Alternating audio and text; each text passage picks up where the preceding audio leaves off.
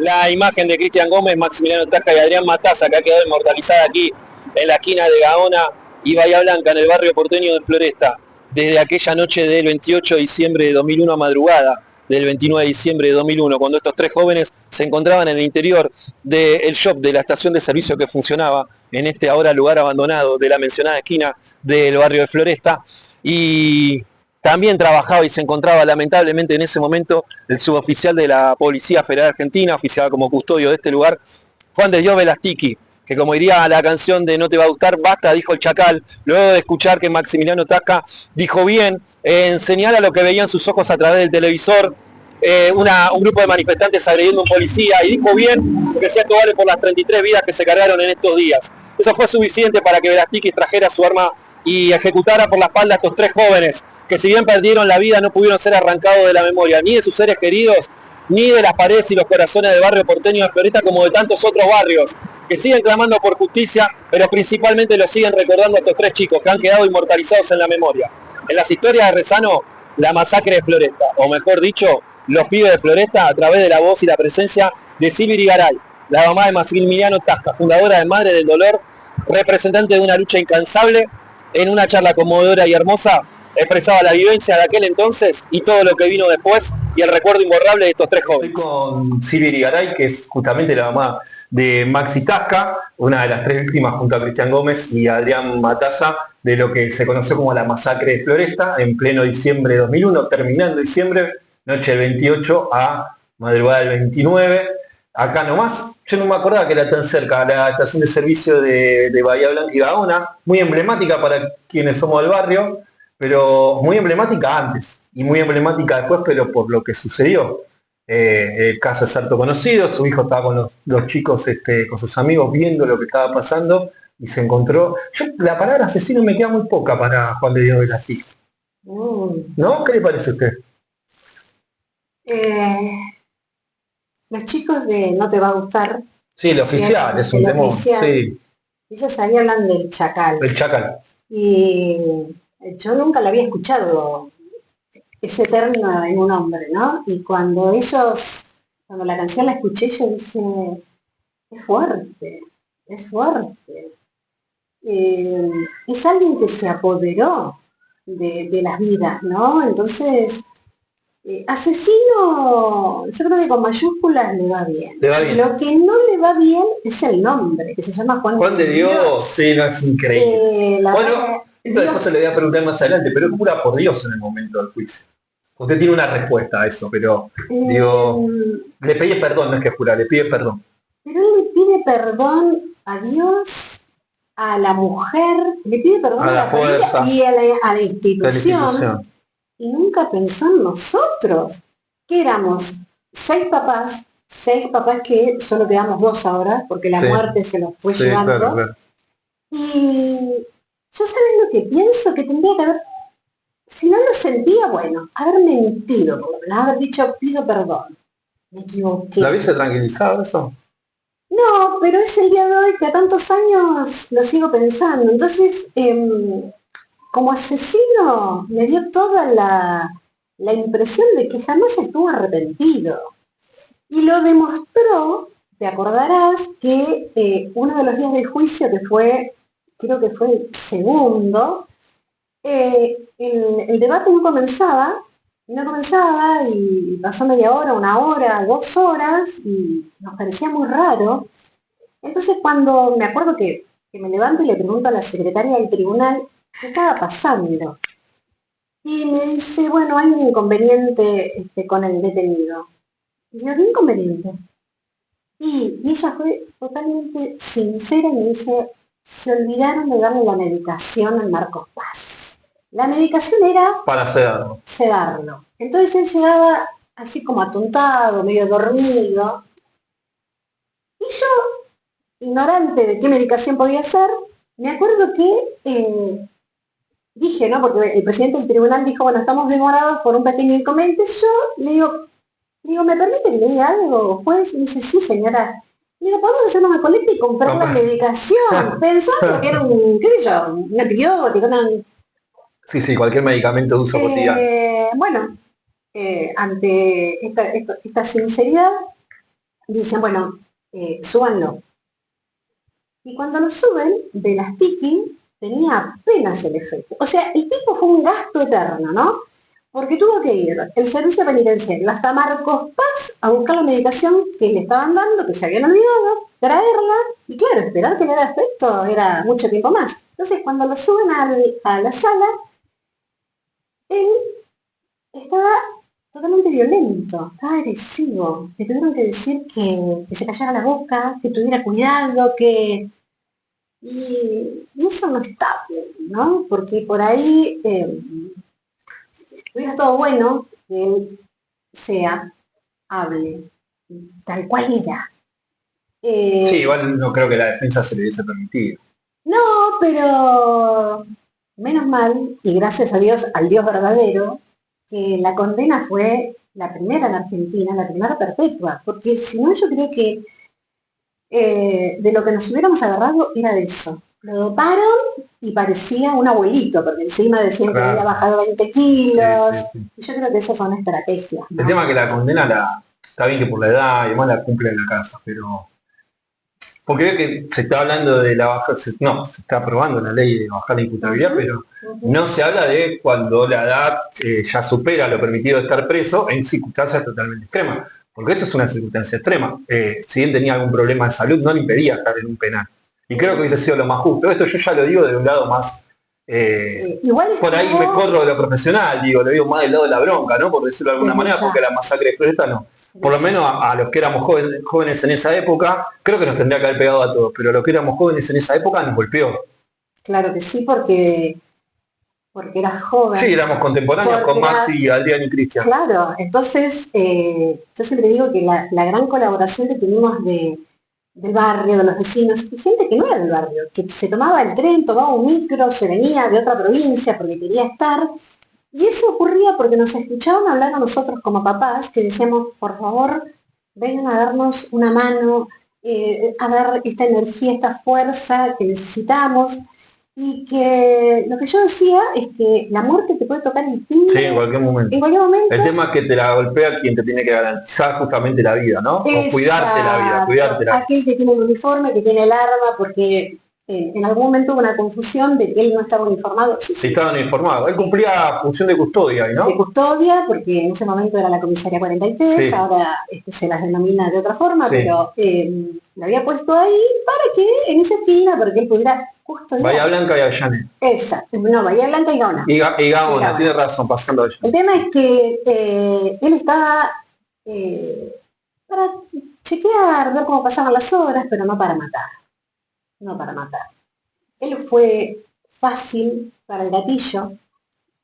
Él no tuvo palabras. No me dio discusión con los testigos. Dice basta, como dice la canción, porque es lo que dice. Luego de que creo que es Maxi que dice, bueno, por los 33 que murieron hoy y demás. Dice basta y a su hijo lo ejecuta por la espalda. A Cristian se tapa la cara, pero le pegan la axila y lo remata en el piso. Y a Adrián le pegan el abdomen y muere al otro día el Álvarez. Digo, sí, en cuestión de segundos. Porque disparó encima con Adrián con balas de punta hueca. Claro. Que no están permitidas para que un policía las lleve. O sea, que él las compró para él, ¿no? Claro. Para llevarlas, para sentirse poderoso. Ahora, cuando ocurre esto, la gran colaboración que tuvimos de todos, fue que se supiera, porque yo plantaba la duda, ¿no? Digo, este hombre, ¿no lo habrá hecho en otro lado? Porque si esto no hubiera ocurrido a poquitos metros, vos dijiste, no te acordabas que era tan cerca, a tan poquitos metros, y los tres chicos, las tres familias a pocos metros, o sea, queridos, ¿qué hubiera pasado un poquito más allá? Sí, donde no llegara, claro. Más allá. No, lugar más reconocido, donde nos hubiéramos quedado familias, amigos y todo con nuestra verdad, pero ¿cómo lo demostramos? Claro. En cambio acá fue todo rápido, salió todo a la luz inmediatamente. Hubo, hasta me acuerdo que era una periodista que enseguida dijo, tengo un dato, esto lo que hizo en Mataderos, que había sido en la salida de la cancha de... Claro, en la época de la dictadura. Que ahí le viene el apodo del trotador, ¿no? Exacto. que los hizo Ahora, correr a la comisaría a los detenidos. 97, 98 personas. Una cosa. Ahora, yo digo, ¿cómo? Él tuvo, no sé, unos meses de castigo, no sé cómo le dirán, sanción, bueno. Ahora, eso no tiene que estar en un expediente, en un legajo. Y cuando, tiempo después, yo me acuerdo, como si fuera hoy, que había un titular en los diarios que decían se reincorporaron era un centenar de policías. Cae este asesino, ¿no? Este chacal. Ahora, con semejante antecedente y algún otro que pueda haber habido, no tiene que estar ahí como para que digas, bueno, yo puedo llegar a reincorporar a una persona que es joven, porque ellos se jubilan jóvenes, y tenés una ayuda económica. Y está bueno también tener mayor cantidad de personas buenas en la calle, ¿no? ¿Cómo no vieron esta agresividad, esta violencia de él? Mirá, a una vecina de Berazategui le preguntaron, ¿no? Dice, ¿pero usted lo conocía a este señor que vivía acá?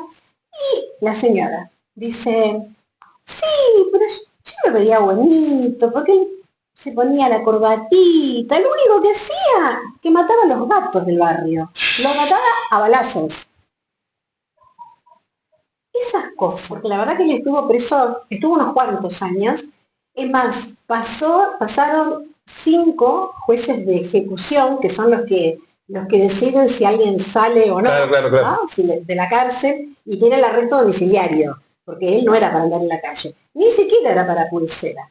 Entonces, no se la daban, hasta que en un momento las enfermedades que tenía no daban para más, porque no estaba el hospital de la cárcel de Marcos Paz. Sí, acorde a las Entonces, patologías de él. Supuestamente, ¿no? sí, no, Déjeme dudar.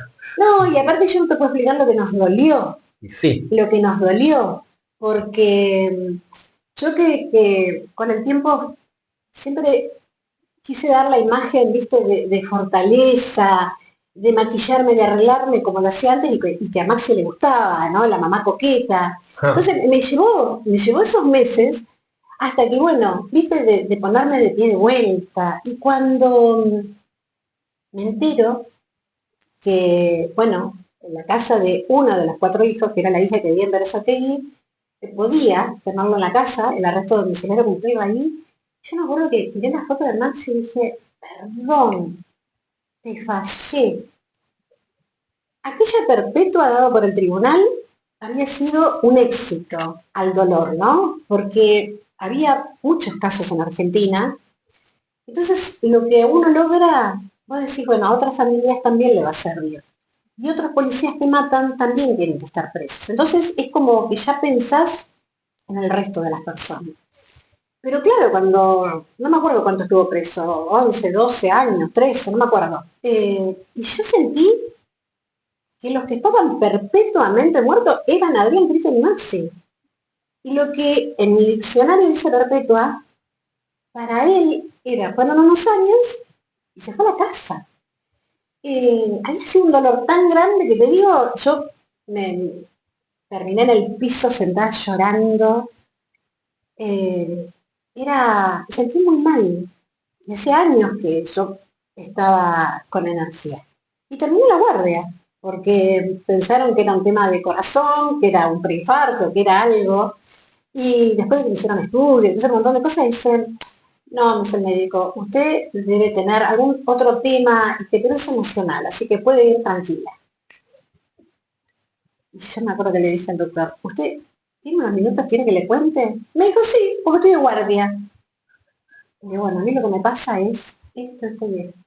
El asesino de mi hijo y de los amigos está en la casa de una hija. Puede elegir qué comer. Puede elegir, ¿me voy a dormir? No. Puede elegir. Tiene tranquilidad, que era lo El fundamental. médico, que primero estaba cruzado de brazos escuchándome, se le cayeron los brazos y era como que dice, no cabe duda que lo que a usted le pasa es eso, Esto, claro. es angustia. Bueno, pasaron unos días, después apareció una culebrilla en el cuello, entonces todo eso es el bajón de defensas que nos pasa a los familiares que tenemos dolor. Porque yo digo, si yo tuve la maravillosa suerte de parir 2 hijos, a Pablo y una esposa Maxi, ¿por qué tiene que venir una persona a matarlo? Porque tal vez una enfermedad es más aceptable. Pero una persona, y quien te tiene que cuidar, sacar un arma y en vez de hablar, lo hizo a través de las balas, es como que callate, callate, callate. Y un cuarto chico que obviamente salvó su vida porque salió corriendo. Salió corriendo, sí. Enrique Díaz. Exacto. Entonces, la verdad que fue muy doloroso, por esa puerta salió Maxi.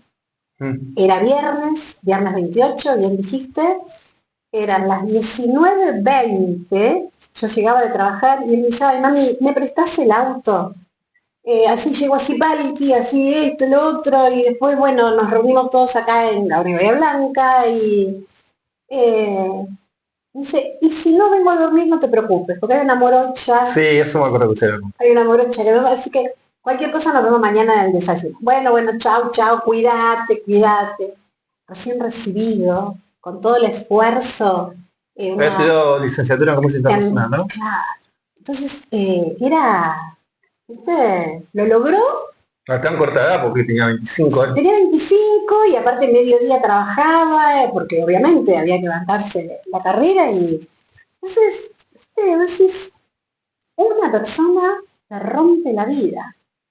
A nosotros también, pero ellos eran jóvenes. Yo, de mi hijo Pablo, soy abuela, tengo a Tomás de 21, a Agustina de 6, y con Maxi me quedó ahí, ese joven que no envejeció, ese joven que quedó con esa cara ahí grabada, ¿no? Para todos. Digo, ¿qué hubiera sido de él, de la vida de él? Bueno, la pregunta es esa, ¿qué sería hoy? ¿No? ¿Tendría familia? ¿Dónde trabajaría? ¿Qué sería de la vida? Y bueno, nadie la va a poder responder, pero bueno, fue terrible. El desgarro fue terrible.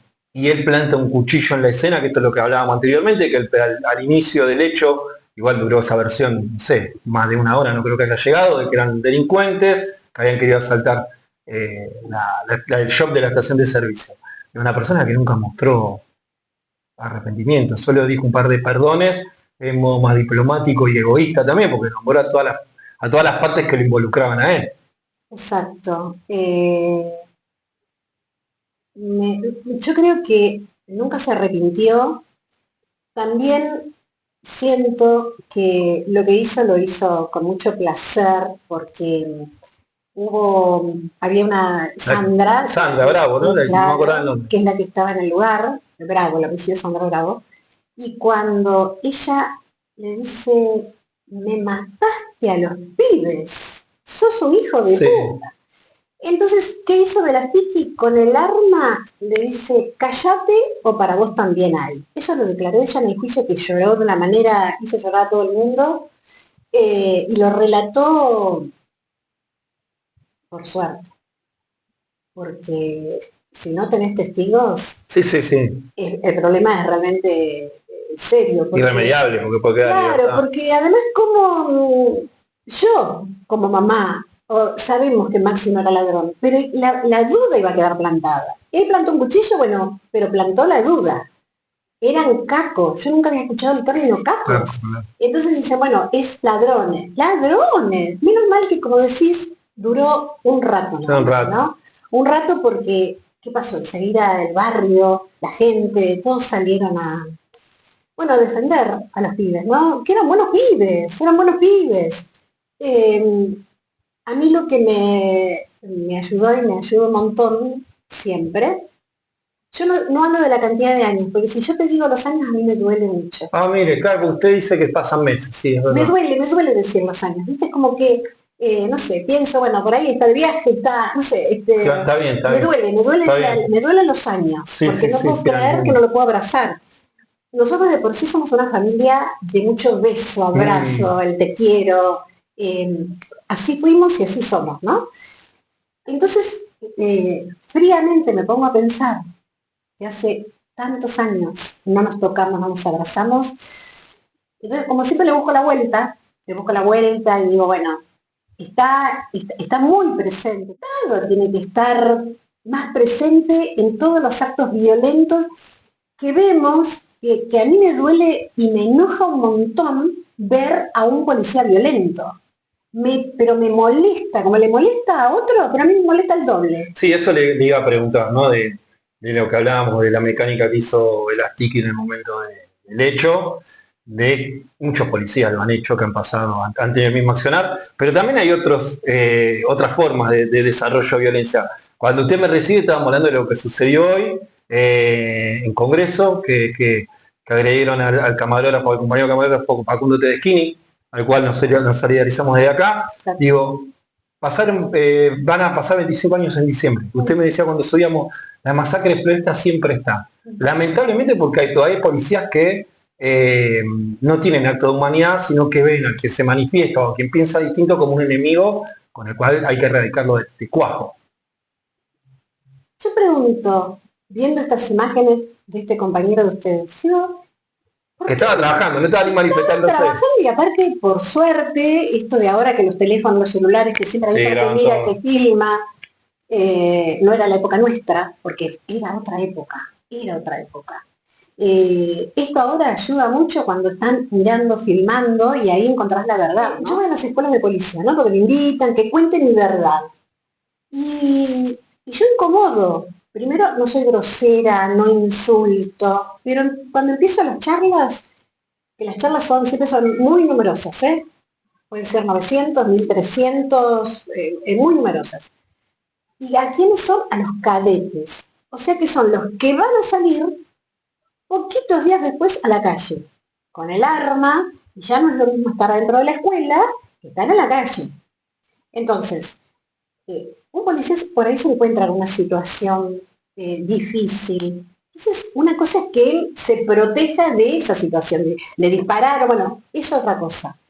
Pero cuando yo empiezo a contarles, cuando les empiezo a decir, digo, miren, yo la verdad, felizmente, tuve una familia y completa, hasta que apareció alguien con un uniforme como el que ustedes tienen, y que me lo arrancó de la vida, y que pocos minutos después, Maxi estaba en una mesa de operaciones, a pedido mío, porque había sido algo que lo habíamos charlado durante mucho tiempo, para que lo desarmaran como un rompecabezas, para que con sus órganos pueda ayudar a mejorar la vida de otros. Pero no estaban los planes en ese momento. No estaban los planes. Claro. Esto es algo que yo lo hablaba, porque me parece muy bueno, la donación de órganos, pero nunca me hubiera imaginado... Que usted la iba a presenciar, aparte. Es algo... Pero bueno, ¿pero para qué me sirve eso a mí? Me sirve, porque te abro un presente, de saber que la muerte no se lo llevó todo. Que Maxi está en varias personas, que está dando vueltas, no importa quién, no importa, nunca quise saber, porque no, la cosa es cómo uno puede encontrar, como fue en el caso de la familia, encontrar la manera de aliviar el dolor. De decir, bueno, a ver, con semejante minuto trágico, esa noche trágica, ese beso y ese abrazo acá, que yo cuando me entero pensé, me chocó con el auto, porque se había llevado el auto, entonces pensé que era eso. A usted le avisan por el portero eléctrico, ¿no? Me tocan el portero eléctrico. Primero me tocan el timbre acá, una chica que vivía 2 pisos más arriba. Entonces, cuando abro la puerta, ella me dice, Maxi te necesita. Ay, digo, pero vos no sos la morocha. Yo me había quedado con esto de que Maxi me dice, mirá que por ahí no vengo a dormir porque hay una morocha, esta chica rubia, ojos azules. Digo, pero vos no sos la morocha. Yo como entré en de broma. Y ella se larga a llorar y se va por la escalera, se va corriendo. En eso el portero eléctrico era fijo, sonaron, y cuando atiendo, empezaron a gritar, y Maxi, tenés que bajar, Maxi está muerto, Maxi. No tuve la capacidad de entenderlo. La verdad que no, era como, no pude. Y bueno, cuando bajo, era un caos, había como 15, 20 chicos, algunos lloraban en el piso, otros, era terrible lo que yo vi cuando salgo del ascensor, ¿no? Y bueno, y ahí empezó la otra parte de mi vida, hablo como mamá, ¿no? En caso personal, porque a todas nos pasó lo mismo, pero esa imagen de ver a los amigos, de llorar, de gritar, bueno, vamos, porque dimos la vuelta a la manzana y había muchos policías, muchos, que por supuesto la comisaría estaba tan cerca que le dieron aviso inmediatamente.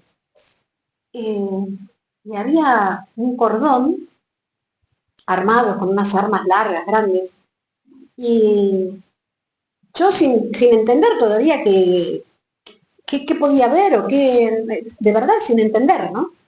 Y entonces cuando hago así, permiso que quería pasar, porque me decían, bueno, alguien dijo que pase, entonces cuando uno me hace para atrás y me dice, atrás, me toca así. Entonces había un hombre con los ojos extremadamente claros, que después me entero que era el subcomisario, el apellido Sixto, y él dijo, déjenla pasar porque es la madre de uno de los muertos. Así. Hasta la manera de hablar es bruta. Porque eso es ser bruto. Sí, no ser eso humano. Es no tener sí, empatía, mínima empatía. Empatía cuando era padre de familia, cuando en realidad a cualquiera de nosotros nos puede tocar una noticia terrible. Sí, claro. ¿Viste? Pero bueno, fue dificilísimo. Fue dificilísimo. Y fue difícil vivir sin Maxi. Porque, nada, esto de, ¿por qué yo dejo de ver a uno de mis hijos, no?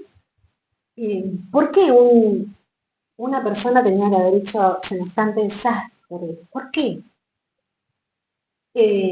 Por supuesto que la respuesta está en el Estado, porque si el Estado hubiera chequeado la salud mental de ese hombre Totalmente. y se hubiera dado cuenta que no estaba listo como para reincorporarlo y decirle, bueno, acá tiene un arma. Fíjate vos que está clarísimo ya por las balas. Si claro. Él llama bala de punta hueca, quiere decir que él iba y las compró y las para eso, claro. Entonces, para generar daño. Exacto. Claro, eran 33 muertos, después ya eran 36, y que, bueno, a los chicos se los pone como que el número es 39, ¿no? Claro, porque los episodios, de la claro, los sucesos 2001. Sí, y está bien que sea así. Y está bien, porque esto fue cómo llegó a Floresta también, ¿no? Aquella violencia, aquella... bueno, mira, yo también le eché la culpa al presidente de la Rúa, porque cuando él declara el estado de sitio... Es el 29 también es, ¿no? Cuando él se va de la Casa Rosada, que fue un poquito antes, unos días antes, él huye en el helicóptero, sí. Y huye como si fuese una rata, no, era presidente, pero bueno, no merece mi respeto, el estado de sitio, y está dando la autoridad a la policía para que reprima.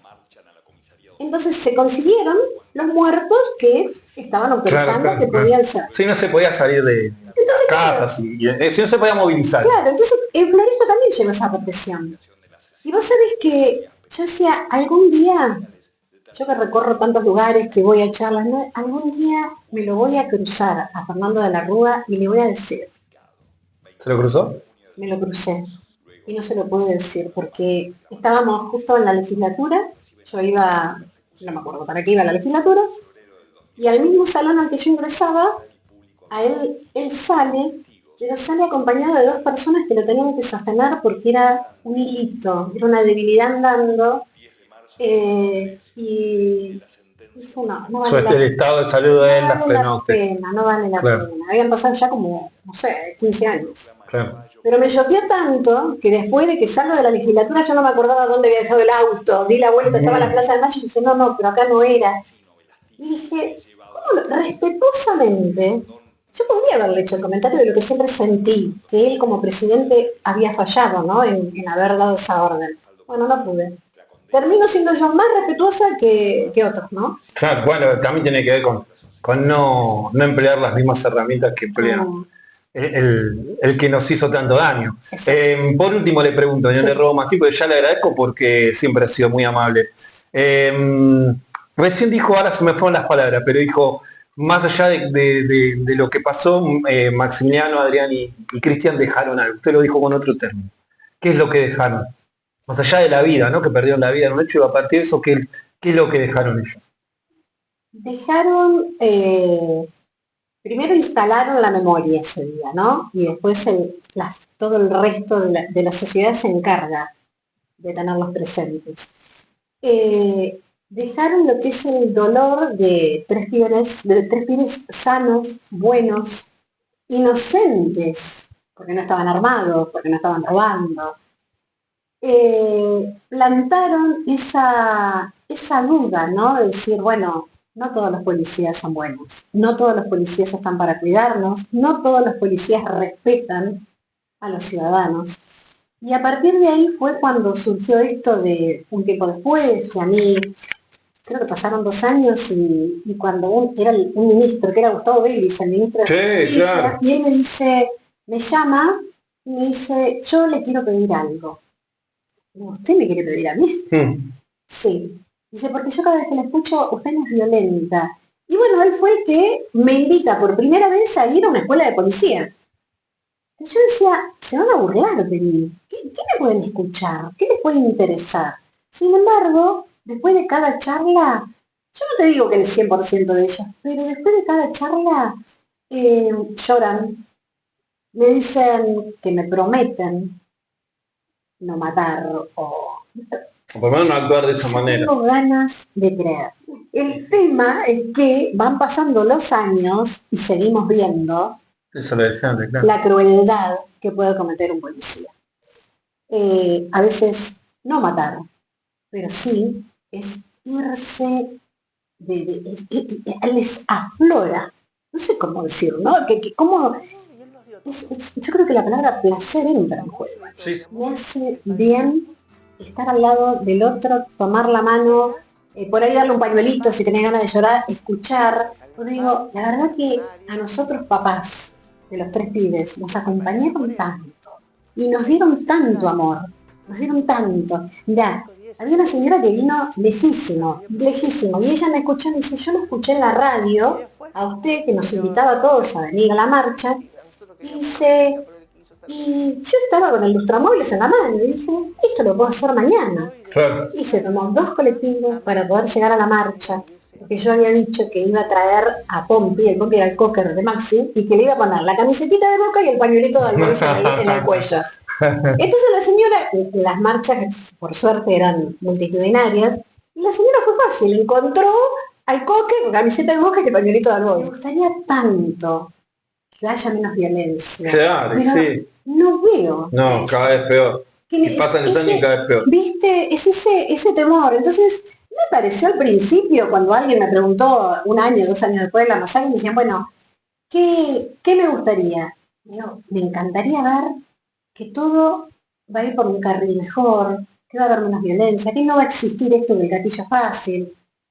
¿Cuántos años pasaron? Y estamos con lo mismo. Entonces, eso duele. Sí, igual claro. No me hace bajar los brazos. No, obvio. Pero sí siento que, escuchame, pasan los años. Yo cumplo 71 años ahora este año, en mayo. Sí. Y lo digo porque me gusta decir la edad, porque yo digo, bueno, pero que tengo que poner un esfuerzo a decir, no hay que abandonar la lucha, no hay que abandonar. No, menos así. Pero poder, que pasen los años y poder seguir viviendo, yo digo, también nos tienen que ayudar, a la madre del dolor, nos tienen que ayudar también el resto, ¿no? Los que tienen que poner orden. Claro. Pero bueno, yo te agradezco porque... No, te agradecido soy yo. Porque es muy bueno que se siga hablando de los pibes. Es muy bueno. Se va a seguir hablando por ellos, esperemos que no por otros casos, ¿no? Pero... Por ellos. Bueno, en nombre de ellos 3, yo te doy las gracias. Bueno, para mí es un orgullo, porque a mí, como les contaba cuando entramos, me tocó de cerca porque teníamos la misma edad, porque nací en el barrio, porque soy Alboy también y hay un montón de cosas. Y para mí, estar frente a usted, con lo que usted representa, la verdad que es motivo de orgullo y de placer. Así que le agradezco mucho. Qué lindo que sos. Qué lindo, muchas gracias. La verdad que el resto de mi vida voy a hablar de los pibes de Floresta. Y claro, sí. Yo voy en mi auto y en el auto llevo un afiche y donde dice no te olvides de los pibes fusilados en Floresta. O sea, me encargo también, ¿no? De masajear esa memoria. Y eso lo hacen muchos, y eso es buenísimo. Estaría bueno, por último, que se va a recordar más como la masacre, pero estaría bueno que se empiece a empatizar más como los pibes de Floresta, porque representa al barrio más allá de lo que pasó, representan al barrio. Los pibes de Flores. Gracias, Silvia, no le robo tiempo. Muy amable.